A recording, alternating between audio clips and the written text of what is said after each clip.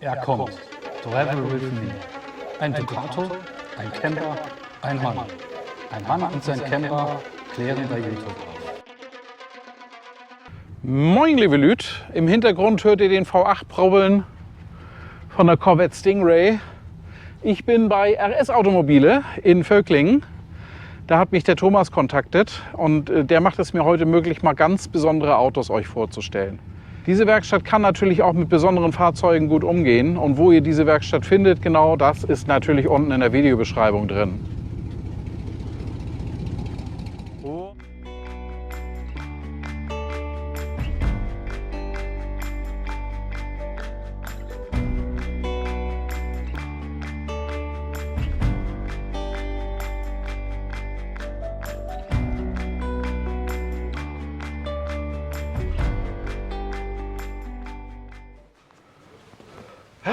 Magnum Ferrari, Quattro Valvole, aber falsche Farbe. Innenausstattung war bei Magnum war braun. Okay. Ja.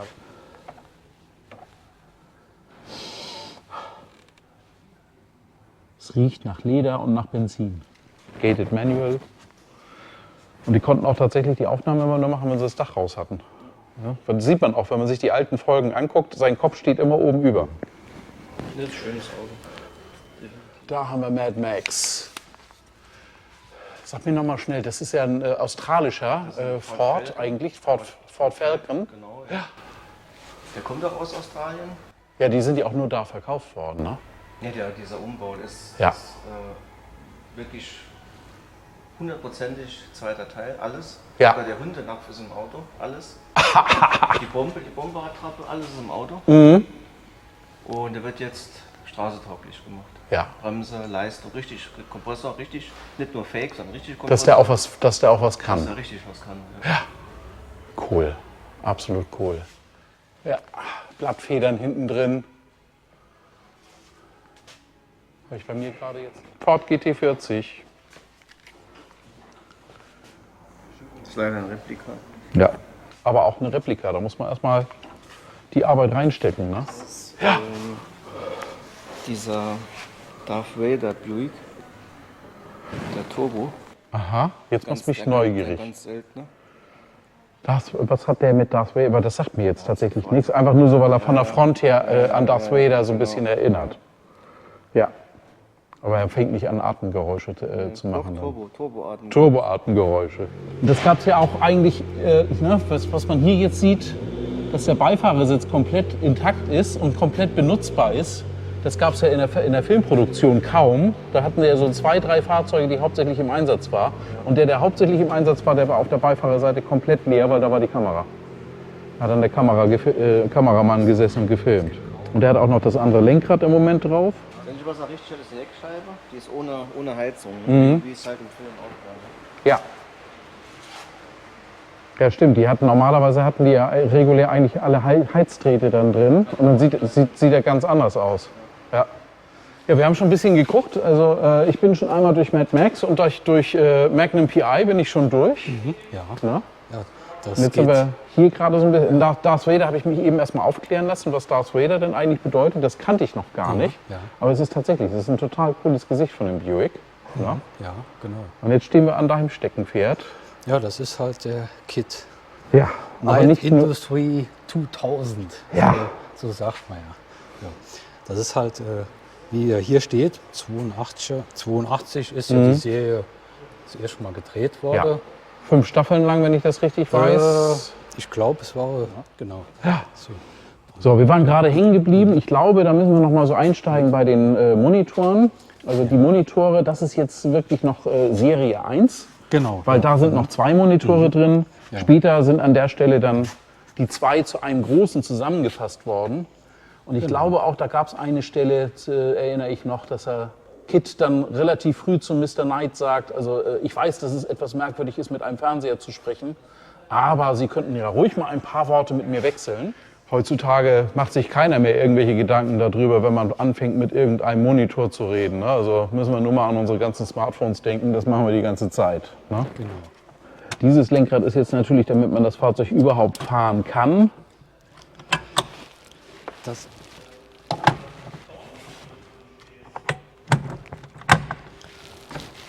Schnellkupplung. Genau. Knight Industries, Knight 2000. Und hier ist wirklich an alle Details gedacht. Ne? Das Logo der Foundation ist in der Fußmatte mit drin. Ja, genau. Hier ist wirklich alles da.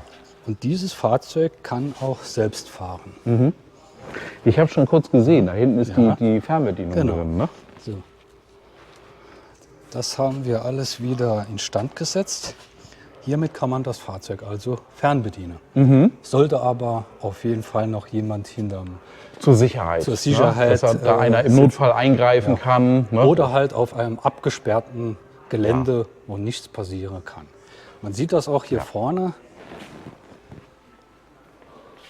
Hier sieht man die ganzen Motoren Ja, für die Lenkung, für die Bremsanlage. das ist mit Seilen entsprechend Genau. angelenkt. Genau. Also ja. ist eigentlich wie ein ferngesteuertes kleines Fahrzeug, Ja. so ein RC-Renner, nur in groß. Genau. Das ist halt, der Markt spielt sich halt viel in den USA ab und teilweise in Italien, Ja. wo es solche Umbaute und Zubehör gibt für das Fahrzeug. Und Ja. da ist das jetzt halt immer noch auf Englisch, gibt- weil das halt die Weltsprache ist. Ja. Aber ich denke, das wird nicht lange dauern und dann Bei wird auch den die deutsche Stimme. Fortschritten, die wir heute haben, was ne, ist ja keine große Zauberei, ein bisschen Sprachausgaben da drauf Genau, zu geben. ja, Ne? ja. So ist das. Ja.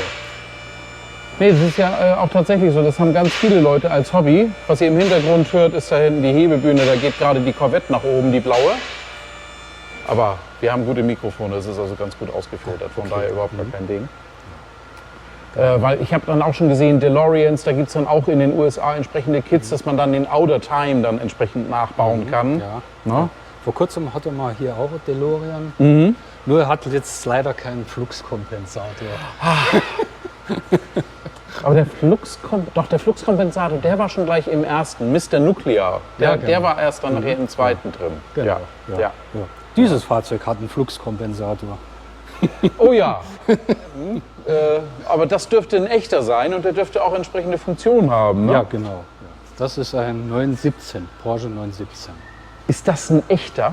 Nein, ist ein Ist eine sehr, Replik. sehr gut gemacht. Eine sehr, sehr gute Replik.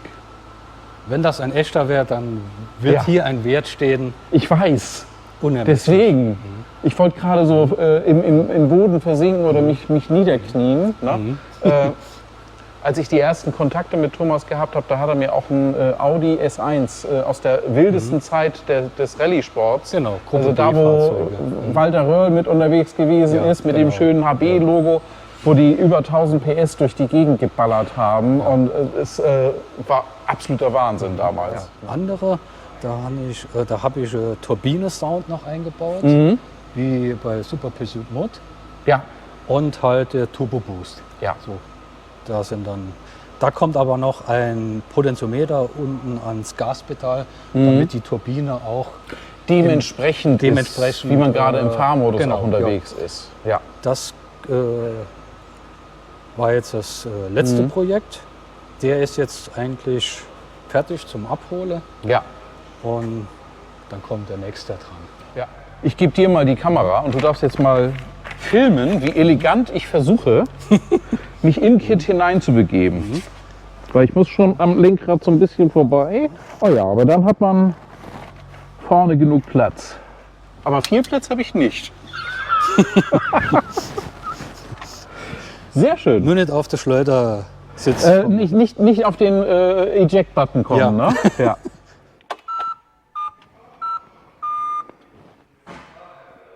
Wow. Freut mich ja sehr, dich einmal in Natura zu treffen. Ich bin der Knight Industry 2000. Sie nannten mich immer Kit. Aber Kit, das weiß ich doch. Du bist doch schon eine Berühmtheit. Sind Sie da ganz sicher? Oh ja, da bin ich mir sicher. Ich heiße übrigens auch Michael. Oder Michael, wenn dir das lieber ist. So hatte ich mir das Wiedersehen nicht vorgestellt. Oh, ich bin nicht der Michael. Ich denke schon. Nein, wirklich nicht. Wie Sie wünschen, Mr. Knight. Okay, na gut. Du darfst mich auch so nennen. Was möchten Sie gern hören? Also, Michael wäre auch ausreichend. Aber ich stelle dir heute das schwarze Schaf vor. Warum können die Menschen nicht mit dem zufrieden sein, was sie haben? Oh Kid, fühl dich bitte nicht jetzt irgendwie zurückgesetzt. Ich bin sehr zufrieden mit dir. Aber ich mag auch mein schwarzes Schaf. Ich bin programmiert, auf ihre Bedürfnisse einzugehen. Keine Sorge, Kid, du bist auch toll. Und du bist heute der Star in meinem aktuellen YouTube-Video. Ich bin gern bereit, Ihre Fragen zu beantworten. Oh, so viele Fragen hatte ich gar nicht. Aber eine fällt mir gerade ein. Stimmt es, dass du eine Laserkanone hast? Wenn meine Laserkanone in die falschen Hände gerät, kann sie verheerende Schäden anrichten. Okay. Wir wollten sie jetzt auch nicht ausprobieren. Ich bin schließlich im Urlaub. Was ist Urlaub? Also Urlaub, das ist, wenn man freie Zeit hat und wenn man dann in dieser freien Zeit machen kann, was man möchte. Sollten wir das wirklich tun? Aber natürlich. Und du bist gerade ein Teil davon. Schließlich sind wir ja auch nur Menschen. Sag mal, Kid, wird's dir Spaß machen, mein schwarzes Schaf mal kennenzulernen? Natürlich würde es das. Na, dann lass uns mal loslegen. Selbstverständlich.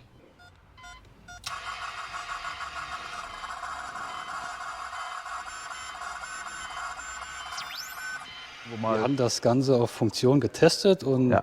ich saß dann auf dem Sitz und Ja. mein Chef hat dann gesteuert.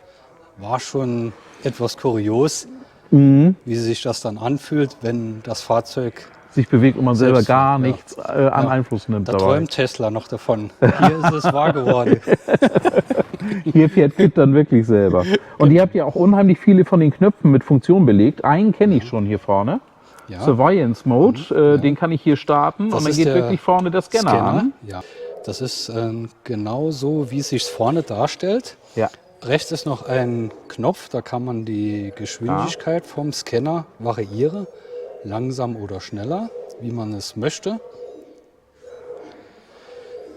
Ja, jetzt geht er wesentlich schneller. Ja. Und ich drehe ihn auch wieder runter. Er soll sich ja jetzt hier nicht überanstrengen. Ne? Ja.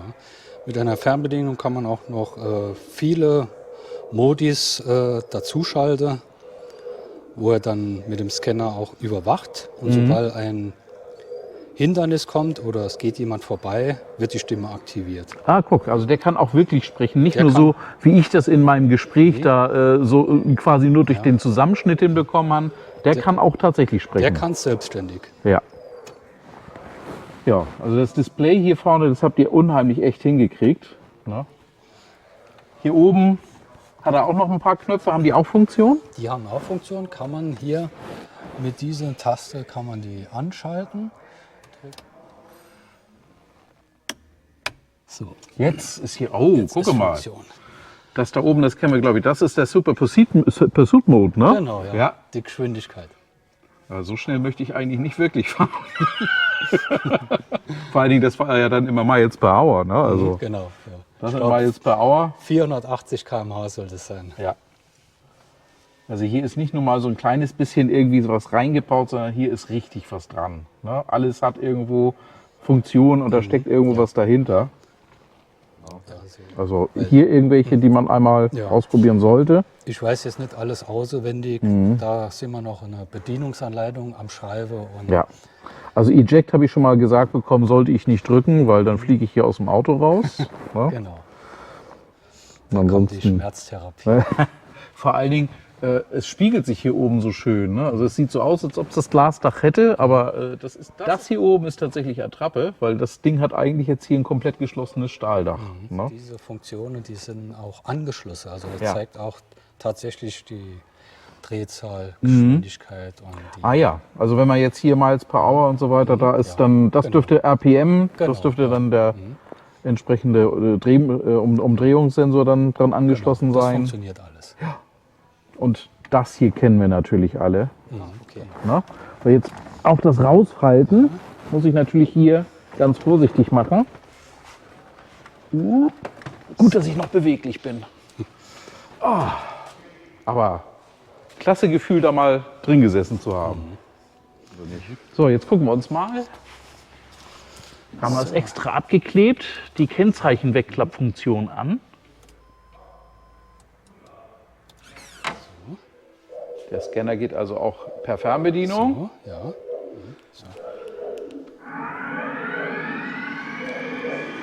Das ist jetzt so Das ist jetzt der Biene-Sound. Aber der ist jetzt noch leise. Der draußen, der ist richtig laut. Der geht dann richtig ab.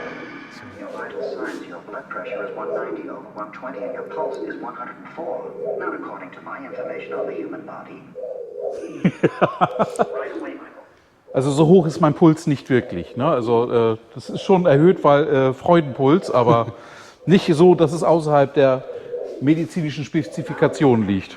Yes, if you'd be so kind as to put me down. My dear, I'm a car, not a plane. Ja, und jetzt ist es schon angeklungen. Ihr habt nicht nur einen davon. Aktuell steht da auch noch ein zweiter und der steht sogar draußen. Ja, da waren natürlich auch einige dran, die mit Halbwissen da dran waren. Das, was wir jetzt hier eingebaut haben, das sieht man das hier rechts. Das ist ein Kasten, da sieht man die Kabel, wie die richtig verlegt sind und alles Ja, so sauber soll es aufgelegt, sein. so wie das sich eigentlich Ja. auch gehört. Genau. Wenn man das jetzt alles gemacht hätte, so wie sich's gehört, da hätte ein Jahr oder 2 Jahre nicht gelangt, für das Ja, alles wieder ja. so hinzubekommen, dass das wirklich tiptop ist. Und das ist eigentlich das Basisfahrzeug im 91er, sagst du jetzt? Firebird, Pontiac Firebird. Das ist eigentlich so die Basis für Kit. Das ist ein Sechszylinder, weil der ist auch wirklich alltagstauglich und kann man auch richtig mitfahren. Der Spritverbrauch Ist noch hält sich erträglich. in Grenzen Ja. und hat eigentlich dieselbe Fahrleistung Ja, wie der 18. auch der Sound. Also ich habe jetzt gerade im letzten Urlaub, USA-Urlaub, kann ich euch auch noch mal verlinken, das Video hier. Da habe ich ja noch mal meine ganze USA-Reise gemacht.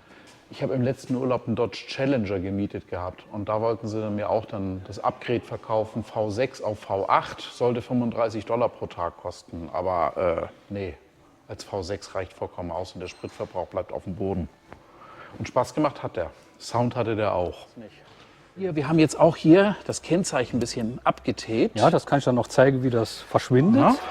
Das sieht nämlich Auch ganz das kann man verschwinden lassen. Guckst du. Also das ist das Fahrzeug, wo tatsächlich David Hasselhoff drin gesessen hat und auch am Lenkrad unterschrieben hat. Ja, da können wir es sehen. David Hasselhoff und Gumball Rocks. Das Ist das Rennen. Fahrzeug auf der Gumball mitgefahren? Das kann ich nicht sagen. Das weißt du müssen nicht. wir noch recherchieren. Vielleicht ist es auch nur im Rahmen der Gumball gezeigt worden und man hat dabei die Gelegenheit beim Schopfer gepackt und hat David drauf unterschreiben lassen. Ne? Der hat auch einen Drucker drin. Hatte der andere das auch? Ja, der hat einen richtigen Computer drin. Ja. Nur das muss noch instand gesetzt werden. Der Ja. sind hier oben, kann man richtig, ist wie ein PC zu Hause. Ja, ist ja, das war in der Fernsehserie auch zu sehen. Da war das ja, Fax war ja das Neueste vom Ja, Neuen genau. damals. Da war das ja top aktuell. So. Und den Printout habe ich nämlich auf dem anderen Fahrzeug so nicht gesehen. Wir haben es ja das hier ist stehen. Was Spezielles. Ja, ne, der hat nämlich noch keinen Printout drin. Ne? Genau, ja. Das sind so die Unterschiede, was sich zwischenzeitlich dann bei den Ja. unterschiedlichen Serien so leicht geändert hat. Ja. Jetzt kann ich mal sehen. Also da hätte ich jetzt noch echt nicht drauf getippt, dass man das Ding wegklappen kann. Aber man kann. Ja. Uhuhu. Turbo Boost.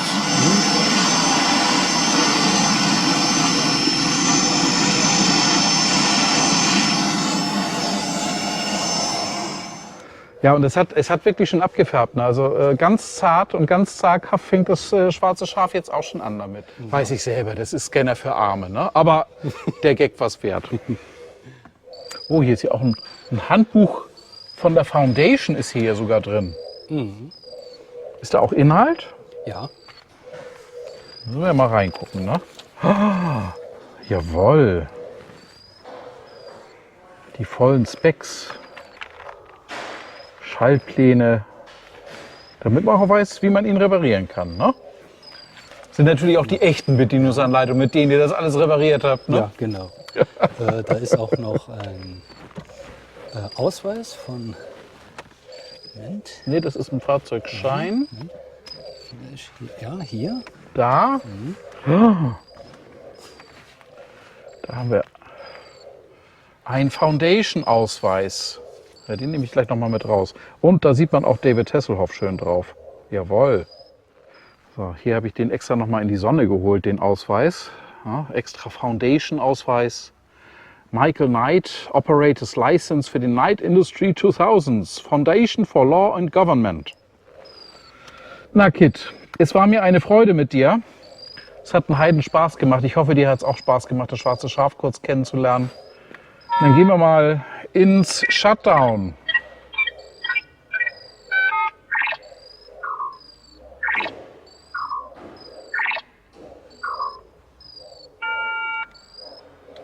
Mal durch. Also ein Heidenspaß, ein Heidenspaß. So, das gebe ich dir einmal, damit wir das gleich draußen noch mal kurz benutzen können. Und dann falte ich mich hier vorsichtig wieder raus. Hier muss man natürlich besonders aufpassen, dass man da nicht dagegen kommt. Ne? Genau. Oh, aber da bin ich doch noch halbwegs elegant auch aus Kit Nummer 2 Ja. rausgekommen. Mit 1,90 passt das. Mit 1,90, also der hat meine Größe. Da hinten der 308er Quattro Valvole, ne? Magnum ist, also Tom Selleck ist ungefähr so groß wie ich, vielleicht sogar noch einen Ticken größer. Die mussten sie das gesamte Sitzgestell aus dem Auto rausbauen. Also das war ein fantastischer Tag. Thomas, dass du mir das möglich gemacht hast, dass ich mal das hier mir mal live angucken konnte und dass das schwarze Schaf mal sich mit Kit anfreunden durfte. Gerne, hat mir auch Riesengroßes Dankeschön. Ne? In diesem Sinne, wenn euch dieses Video gefallen hat, lasst mir ein Like da, lasst mir ein Abo da. Wenn ihr nicht abonnieren wollt, ist nicht so schlimm. Aber vielleicht verpasst ihr dann solche Highlight-Videos. Und ich freue mich über jedes eurer Abos. Bis zum nächsten Mal. Euer Michael.